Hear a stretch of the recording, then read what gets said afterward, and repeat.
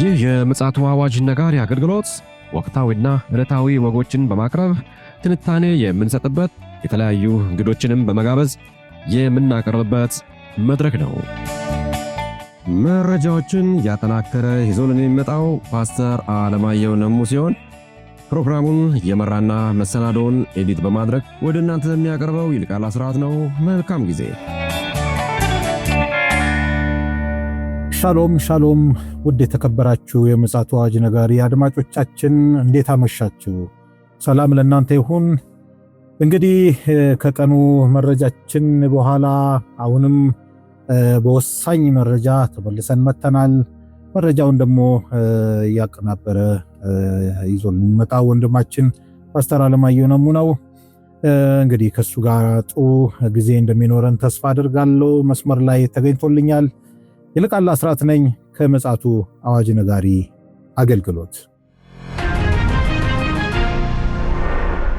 ውድ አድማጮቻችን በጣም ወሳኝና አሳሳቢ ጊዜ ላይ እንዳለን የሚያመላክት መረጃ በቀኑ መረጃችን ላይ አሳልፈን አጋርተናችሁ ነበረ። አሁንም እንደዚሁ በጣም አሳሳቢ መረጃ ፓስተር ይዞልን መጥቷል። እንግዲህ ይህን መረጃ ከማጋራቱ በፊት ሰላምታ ከተለዋወጠን በኋላ በቀጥታ መረጃውን ያጋራናል። ሰላም ላንተ ይሁን ፓስተር፣ እንዴት አመሽ? እንደምን አመሽ ወንድም ይልቃል። እግዚአብሔር የተመሰገነ ይሁን። እንግዲህ አሁን ደግሞ ይዘህ የመጣኸው መረጃ ደግሞ እንደዚሁ በጣም አሳሳቢም ይመስለኛል። እስኪ መቀጠል ትችላለህ። እንግዲህ ቀን ላይ እንደዘገብነው የአሜሪካ ፕሬዝዳንት ዶናልድ ትራምፕ ለአውሮፓውያኖች ከማስጠንቀቂያ ጋር ምላሽ ሰጥተዋቸዋል። ይሄው ምንድነው? ኔቶ የሚባል ጨዋታችሁን አቁሙ ነው ያሏቸው። ኔቶ የሚባል ጨዋታን አቁሙ። በኔቶ መጠበቅ የምትፈልጉ ከሆነ እና በአሜሪካ ዲፕሎማሲ ሽፋን የምትፈልጉ ከሆነ ለአሜሪካ ግምጃ ቤት የሚገባ $1 ቢሊዮን መክፈል አለባችሁ ብለዋቸው። የሚገርም ነው። እና ምንድነው እንደውም አንድ ጋዜጠኛ የአሜሪካ የውጭ ፖሊሲ አለና ምን እንዳለ ታውቃለህ? ወደ ቢዝነስ ተቀይሯል። የሚገርም ነው። ወደ ቢዝነስ ተቀይሯል። የአሜሪካ የውጭ ፖሊሲ ወደ ምን ተቀየረ? ወደ ቢዝነስ ተቀየረ። እንትናቸውን ገለጡት ማለት ነው። ባህሪያቸው ኔቶ የሚባል ነገር የለም ማለት አቁሙ እኮ ነው ያሉት እሳቸው። ኔቶ የሚባል ጨዋታችሁን አቁሙ፣ እንደዚህ አይነት ጨዋታ የለም፣ $1 ቢሊዮን ክፈሉን እንጠብቃችኋለን ነው። እነዛ ደግሞ ምንድነው ያሉት? እንደው በአሜሪካ የጦር ቤዝ ላይ እርምጃ ብንወስድ የሚል ነገር ነበረ ያነሱት እየመከሩበት ያሉት። ስለዚህ አሜሪካንን ምንድነው የተስፋይቱ ምድር አድርገ ወስደ እየከፈልክ እንድትገባም ሁሉ እየተበየነም ጭምር ነው። ኢንዲቪጁዋል ይምራሱ። ይህን የዘገበው ብሉምበርግ ነው። ብሉምበርግ እንደዘገበው ኔቶ በሚባል ጨዋታ እያበቃ ከሆነ የሰላም ቦርድ የሚባል አዲስ መስርተዋል። ስለዚህ ኖቤል አይታሰብም እየተባለ የሰላም ቦርድ የሚባል አዲስ መስርተዋል። በዚህ ቦርድ ውስጥ አባል ለመሆንና በዚህ ቦርድ ውስጥ ለመሳተፍ የሚፈልግ ማንኛውም አገር መብት አለው። ኔቶ የሚባል ጨዋታ ቆመዋል ነው እሳቸው። ነገር ግን እዚህ ቦርድ ውስጥ ለመግባትና እዚህ ቦርድ ውስጥ ሙሉ ድምፅን በድምፅ የመሻር ውሳኔ እንዲኖረው ከተፈለገ አንድ ሰው ማድረግ ያለበት ነገር ለአሜሪካ $1 ቢሊዮን መክፈልና አባል መሆን ብቻ ነው። በጣም ይገርማል። አሁን የፖለቲካ አስተሳሰብ የምናምን አመለካከት የሚለውን ነገር ፉርሻውት እና ይህን $1 ቢሊዮን የማይከፍሉት ትንንሽ ሀገሮች ምንድነው የሚሆኑት? ይገርም። ይሄ እኮ ግልጽ እኮ ነው። አሁን እኮ መሰለህ ኔቶ የሚባል ነገር የለም ነው እኮ ያሏቸው። ይሄንን እኮ ምናልባት ታስታውስ ከሆነ እኮ ዶናልድ ትራምፕ ወደ ስልጣን ከመጡ ጊዜ ጀምሮ ኔቶን እንደማይፈልጉት እኮ እየተናገሩ ነበር ባለገኙት አጋጣሚ ሁሉ። እንደው ፓስተር እንደው በጣም የሚገርም መረጃ ነው ይዘህ የመጣው። እንደው ወደ ኋላ እንሂድና እንደው የዛሬ 5 ዓመት ያለውን እንኳን እንደው ማየት ከተቻለ በጆ ባይደን ጊዜ የነበረው ከአውሮፓ ጋር የነበረው ይሄ ጫጉላም ልትለው ትችላለህ። በቃ ፋንታሲው ራሱ በጣም ጣራ የነካ ነበረ። ያ ዛሬ የተገለበጠ ነው እያልከኝ? አሁን ተገለበጠ። መገልበጥ ብቻ ሳይሆን ለምሳሌ አሁን እሳቸው ከሚያነሱት ነገር ምንድነው $1 ቢሊዮን መክፈል አለባችሁ። ይህም የአሜሪካን ጥበቃና የሰላም ከለላ ለማግኘት ማንኛውም አገር ይህንን ማድረግ አለበት። በሰላሙ ቦርድ ወንበሩ ተፈለጋችሁ መክፈል አለባችሁ ነው። ይህ የዶናልድ ትራምፕ የሰላም ስብስብ ዓለም አቀፍ ግጭቶችን የሚያስቆም ነው።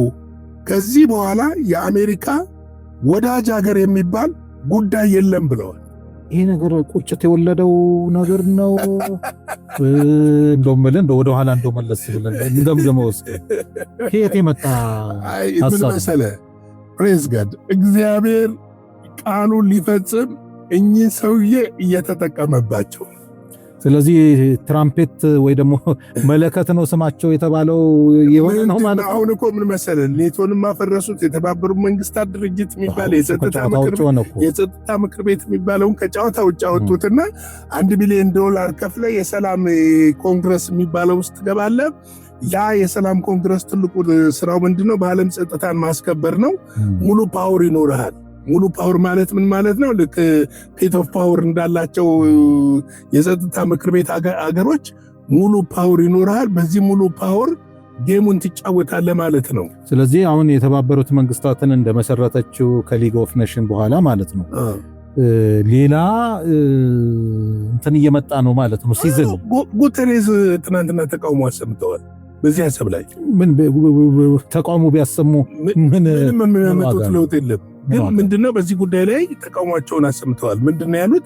ዶናልድ ትራምፕ የዓለም አቀፍ ሕግንና የተባበሩት መንግስታት ቻርተርን በመጣስ የሚሄዱበትን መንገድ በአስቸኳይ ያቁሙ፣ ለዓለም መጥፋት ምክንያት ይሆናል የሚል ነው። ትናንትና ፑቲን እንደተናገሩት ማለት ነው። የፑቲንን አንስተን ነበር ታስታውሳለህ? እንደዛ ነው ጉተሬዝም መግለጫ የሰጡት። በተለይ ዓለም አቀፍ ድርጅቶች እንዲዘጉ ነው የሚፈልጉት ዶናልድ ትራምፕ። አቁመዋል። 60 ድርጅቶች ላይ ገንዘብ መልቀቅ አቁመዋል። ገብተዋል። ለተባበሩት መንግስታት ድርጅት የሚሰጡትን ማንኛውም ድጋፍ እያቆሙ ነው ያሉት። አሁን እሳቸው ምንድነው ያደረጉት? የራሳቸውን የሰላም ቦርድ የሚባል መስርተዋል። በዚህ በተመሰረተው ቦርድ ውስጥ እያንዳንዱ ሀገር $1 ቢሊዮን ከፍሎ ይገባል። ከፍሎ ሲገባ የአሜሪካን ጥበቃ ያገኛል። የአሜሪካን የደህንነት ዋስትና ያገኛል። ተመልከት፣ በአሜሪካ በምትወስናቸው ማናቸውም ነገር ላይ ተሰብስቦ ቁጭ ብሎ ድምፅን በድምፅ የመሻር ሙሉ መብት አለው። የሚገርም ነው። አሁን ይሄ በጣም አሳሳቢ መረጃ ነው። አሁን ይህንን ክፍተት ማን ሊሸፍነው ነው? አንድ ነገርም ብለህ ነበር ነው። ማን ይሸፍናል? አሁን እኮ እነሱ ናቸው። አንድ ጥሪ ከሌላ አገር መጥቷል ብለህ ስለነገርከኝ ያ በጣም አስገራሚ መረጃ ነው። አዎ እንመጣበታለን። ይሄ ብቻ ሳይሆን እሳቸው ያሉትም ወዳጅ የሚባል አጋር የሚባል ምናምን የሚባል ኔቶ የሚለውን ጨዋታ አቁሙ ነው። አጋር የሚባል የለም። አውሮፓ አጋር ሀገር ነች። እንግዲህ ለግማሽ ክፍለ ዘመን ማለት ትችላለህ። ከዛም በላይ ግማሽ ክፍለ ዘመን ከሁለተኛው ዓለም ጦርነት ግማሽ ክፍለ ዘመን በላይ እነዚህ አሜሪካና አውሮፓ ወዳጅ ብቻ ሳይሆኑ አጋር ሆነው በጋራ ሲወስኑ፣ በጋራ በዓለም ላይ ሲፈርዱ፣ በጋራ በዓለም ላይ ተጽዕኖ ሲያመጡ፣ እነሱ የሚፈልጉትን ነገር በጋራ ሲያደርጉ ነበር የነበረው። አሁን እንዲህ አይነት ጨዋታ የለም ማለት በቃ ይሄ የተቋቋመው የሰላም ቦርድ የሚባለው ውስጥ ትገባለህ። እዛ ውስጥ ነው ጨዋታው ያለው።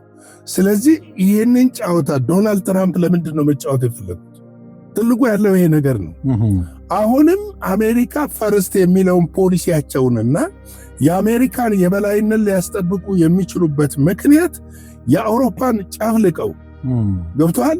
ራሳቸው በሚፈልጉት መንገድ ለራሳቸው የሚመቻቸውን ገብተዋል ቦርድ እያቋቋሙ ነው ያሉት። ለምሳሌ እዚህ ውስጥ እነማን ይገባሉ ብለህ ታስባለህ? አሻሚ ነው። ሳውዲ ትገባለች፣ ሊገቡ ይችላሉ ምልህ ግን በሂደት እኔ አሁን ምን መሰለህ ፍርሃቴ እነሱ አሁን ይፋ አላደረጉትም። 60 ሀገሮች ሰሌክት አድርገዋል እዚህ ቦርድ ውስጥ ሊገቡ ይችላሉ ተብሎ የተገመቱ ነው ወይስ እንግዲህ አታውቅም? ውስጥ ለውስጥ ዲፕሎማሲ ስራ ተሰርቶ እስከሆነ በምን ታውቃለህ? እውነት ነው። ግን 60 ሀገሮች ሰሌክት አድርገዋል። ከዛ ውስጥ አንዳንዶች የሚሉት ቻይናና ሩሲያ ሊኖሩበት ይችላል የሚል ግምት አለ። በሌላ እይታስ አሁን የኔ ደግሞ ጥርጣሬ ምናልባት የዚህ አውሮፓን የፋይናንሻል ክፍተት ለመሙላት ቻይና በዚህ በኩል ብቅ ብትል እንዳልከው ደግሞ ይሄ ደህንነቱን አሁን ቅድም አንድ ጥሪ ምናልባት በኋላ ላይ ልትገልጽ ይችላል። ላነሳልህ ምንም እንትን አይደለም። በትናንትናው ዕለት በቀጥታ ቭላዲሚር ፑቲን የሩሲያው ፕሬዝደንት እጅግ ለተከበሩ የአውሮፓ ሀገሮች ያለምንም ቅድመ ሁኔታ ከእናንተ ጋር አብረን ሰላማዊ ውይይት አድርገን አብረን መሄድ እንችላለን የሚል ዲፕሎማሲያዊ የሆነ ጥሪ ለአውሮፓውያን አቅርበውላቸዋል። በዚህ ጊዜ ይህን እያልኩ ነው። አሁን ሁለተኛው ይህንን ዲፕሎማሲያዊ ጥሪ ተከትሎ ብዙ የፖለቲካ ተንታኞችና ወታደራዊ ተንታኞች እንደሚሉት አውሮፓ አሁን ካለባት የኢኮኖሚ ውድቀትና የጋዝ እጥረት ጥሪውን ተቀብላ የምትሄድ ከሆነ ታንሰራራለች፣ ኢኮኖሚውም ያንሰራራል የሚሉ እንምታዎች አሉ። ከዛ በፊት ግን አውሮፓ ራሳቸው በዝግ ከሩሲያ ጋር በሚስጥር እየተመከረበት እንደሆነ ሾልኮ ወጥቶ ነበር። አውሮፓውያን ራሳቸው ከሩሲያ ጋር ሰላም ለመፍጠር የሆነ እርምጃ እየሄዱ እንደነበረ የሚያመለክት ጉዳይ ነበር። ይገርማል ፓስተር። ይሄ በጣም ለኔ ለመሰለ ይሄንን ልል የፈለኩበት ምክንያት አሁን የአሜሪካን መነጠል መጽሐፍ ቅዱሳዊ ነው የሚለውን ፍተሻ ካደረግን የዳንኤል መጽሐፍን ማንሳት እንችላለን። ቀደም ብለን በቀኑ መረጃችን ላይ ጠቆም አድርገናል። እንደገና ራእይ ላይ ለምን መሰለ አሁን እዚህ የዳንኤል መጽሐፍ ላይ የተገለጠው በአውሬ አስመስሎ ስለሆነ ምክንያቱም ምልክት ስለሆነ ነው። እዛ ጋር ንስር አለ፣ ድብ አለ፣ አንበሳ አለ፣ ነብር አለ፣ ሌላም ደግሞ አውሬ አለ አስፈሪ። ዞሮ ዞሮ ምንድነው አሁን ዮሐንስ ራእይ ላይ ስናይ እዚህ ጋር የንስሩ ሚና እንደሌለ ግልጽ አድርጎ በራእይ 13 ላይ ያሳየናል። እና አሁን እዚህ ጋር ትንሽ ፍተሻ ብናደርግ ለማንቃትም እንዲመቸን የአሜሪካን ሚና ምናልባት እየደበዘዘ ሄዶ በዓለም ላይ ያላት ተጽዕኖ ሊያበቃ ይሆን? ሊያበቃ እንደሆነ አንተ እንዳነሳው ሊያበቃ እንደሆነ የሚያመለክቱ ነገሮች አሉ። አንደኛው ምንድነው መሰለ የግሪንላንድ ጉዳይ ከብዶባቸው በጣም እየተወተረተሩ ባሉበት ሰዓት የራሽያ ጥሪ ለምን መጣ ነው የመጀመሪያው ቁልፉ ጥያቄ ነው። በግሪንላንድ ጉዳይ ደግሞ አክቲቭ ሆነው እየተሳተፉ ያሉት 10 ሀገሮች ናቸው። ምናልባት ከነዛ 10 ሀገሮች መጽሐፍ እንደሚነግረን 3ቱ ሊወጡ ይችላሉ፣ 7ቱ ቀንዶች ብቻ ሊቀሩ ይችላሉ። ስለዚህ ሩሲያ ይህንን ጥሪ ስታቀርብ አውሮፓን ከመታደግ አንጻር ነው የሚል እንድምታ አለ። ይሄ ቀላል ነገር አይደለም። ሌላው የኢነርጂ ዋስትናን ከአሜሪካ ይልቅ አውሮፓውያኖች ዋስትና የሚያገኙ ከራሽያ ነው። ስለዚህ አሁን ላይ ዓለም ወደ ፍጻሜ እንደመጣ የምታውቀው ነገር ምንድነው? ቀደም ሲል በ30 በ40 በ50 የተደራጀ ጎራ እየተፈረከረከ መምጣቱና ጥርት ብሎ የአውሬው መድረክ እየመጣ መጽሐፉ ወደሚናገረው የአውሬው መድረክ እየመጣ መሆኑን ያመለክታል ማለት ነው። እንግዲህ አድማጮቻችን ሰዓቱ ደርሷል፣ ጊዜው ደርሷል፣ ቀኑ ደርሷል። ሊገለጥ ነው ጌታ ኢየሱስ ክርስቶስ። ዓለም በፍጥነት ላይ ነው። ኢቭን መሪዎች እንኳን የኛም ሀገር መሪ ሳይቀሩ ዓለም ውጥንቅጥ እንደሆነች እየተናገሩ ነው ያሉት። መሪዎች እየተናገሩ ነው ያሉት። ዝም ብሎ አይደለም የሚናገሩት። ዓለም ምስቅልቅል እየወጣች ያለችው ብዙዎች በክርስቶስ ኢየሱስ ያልሆኑት አዲስ የዓለም ስርዓት ሊገለጥ ነው ብለው ያስባሉ። እኛ ደግሞ የክርስቶስ ምጽአት ንጥቀት ስለቀረበ የአውሬው ዘመን ሊገለጥ ቀርቧል እንላችኋለን። እንግዲህ ላይክ፣ ሼር፣ ሰብስክራይብ እያደረጋችሁ ራሳችሁን በጸሎትና በእግዚአብሔር ቃል እየተጋችሁ ለክርስቶስ ኢየሱስ ንጥቀት ተዘጋጁ እንላለን። ሻሎም። እግዚአብሔር አብስቶ ይባርክ ፓስተር። በጣም በጣም የሚገርም ጊዜ ላይ ያለ ነው። ውድ ወገኖች ሆይ እንግዲህ እንደሰማነው ምን እየጠበቅን ያለ ነው? በተለይም በቀኑ መረጃም ጠቆም ለማድረግ ሞክረናል። የወንጌላውያን አብያተ ክርስቲያናት መሪዎች ምን እየጠበቃችሁ ነው ያላችሁት? ይህን ጠበቅ ያለ ጥያቄ ለእናንተ እናቀርባለን። እንግዲህ ጊዜው እየመሸ እንደሆነ ፍንትው ያለ ግልጽ ያለ ጊዜ ላይ እንዳለን አመላካች እየሆነ መጥቷልና ከተጠያቂነትና ኃላፊነትን ካለመወጣት እንዳንጠየቅ በዚህ ላይ ቆም ብለን ልናስብ ይገባል። እንደገናም ደግሞ ህዝበ ክርስቲያኑም በየትኛው ጎዳና ላይ ነው እየሄድን ያለ ነው የሚለውን አሁንም ቁልፍ ጥያቄ ለሁላችንም እናቀርባለን።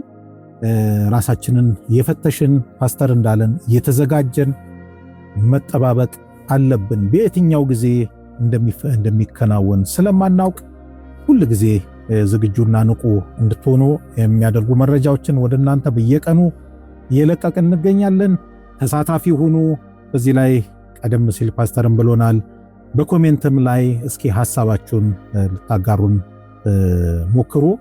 ከዛ በተረፈ እግዚአብሔር ፈቃዱ ከሆነ ሐሙስ ዕለት የምንገናኝ ይሆናል። በነገው ዕለት መደበኛው ሳምንታዊው ዜና በብስራት ይቀርባል። መልካም ጊዜ እንዲሆንላችሁ እንመኛለን። ዜናውንም እንድታዳምጡ ከወዲሁ ታዳሚ እንድትሆኑ እንጋብዛችኋለን። መልካም ጊዜ ይሆንልን። ሻሎም። ለዛሬ ይዘን የመጣነው ወቅታዊ መረጃ ይህንን ይመስል ነበረ። በሌላ ጊዜ በሌላ መሰናዶ እስከምንገናኝ ሰላም ለእናንተ ይሁን።